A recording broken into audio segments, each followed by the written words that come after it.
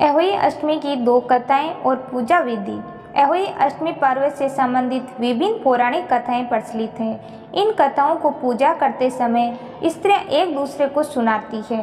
अहोई अष्टमी से संबंधित प्रचलित दो प्रमुख कथाएं निम्नलिखित है। अहोई अष्टमी कथा नंबर 1।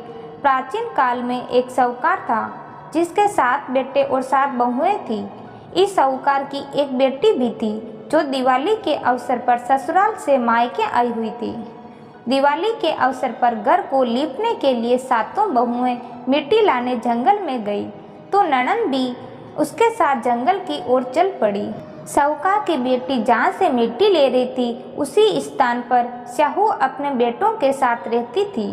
मिट्टी खोदते हुए गलती से साहूकार की बेटी की खुरपी से स्याहू का एक बच्चा मर गया। स्याहू इस पर क्रोधित होकर बोली, मैं तुम्हारी कोख बांधूंगी।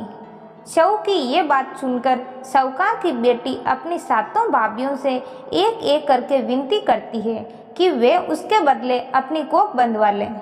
सबसे छोटी भाभी ननद के बदले अपनी कोख बंधवाने के लिए तैयार हो जाती है।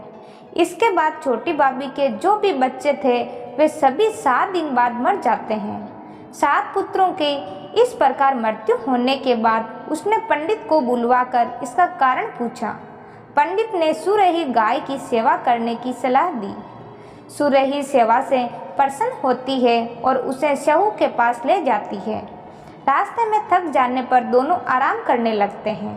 अचानक साहूकार की छोटी बहू की नज़र दूसरी तरफ जाती है तो देखती है कि एक सांप गरुड़ पंखनी के बच्चे को डसने जा रहा है और वे सांप को मार देती है।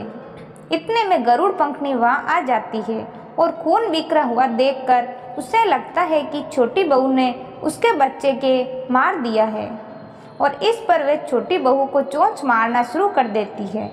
छोटी बहू इस पर कहती है कि उसने तो उसकी बच्चे की जान बचाई है।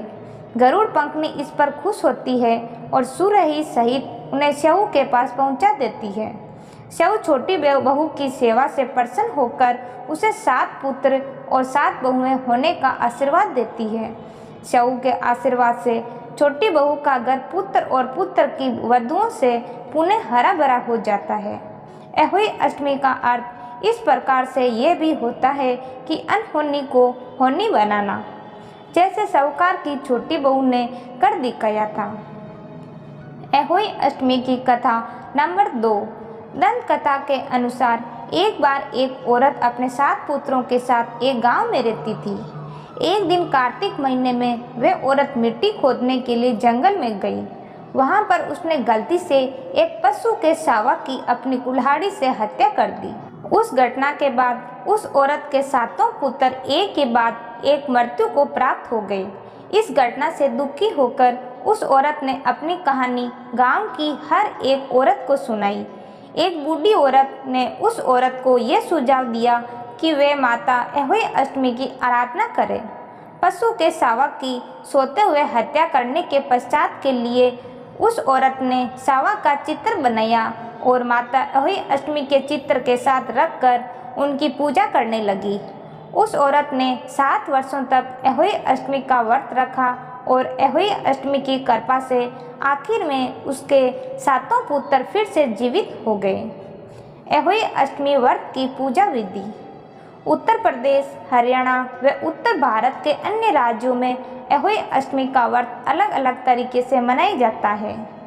प्रातःकाल सुबह जल्दी उठकर स्नान करने के बाद कुछ फल इत्यादि खाते हैं। मंदिर जाना अथवा घर के मंदिर में पूजा की जाती है। पूरे दिन निर्जल व्रत रखना भी प्रचलित है।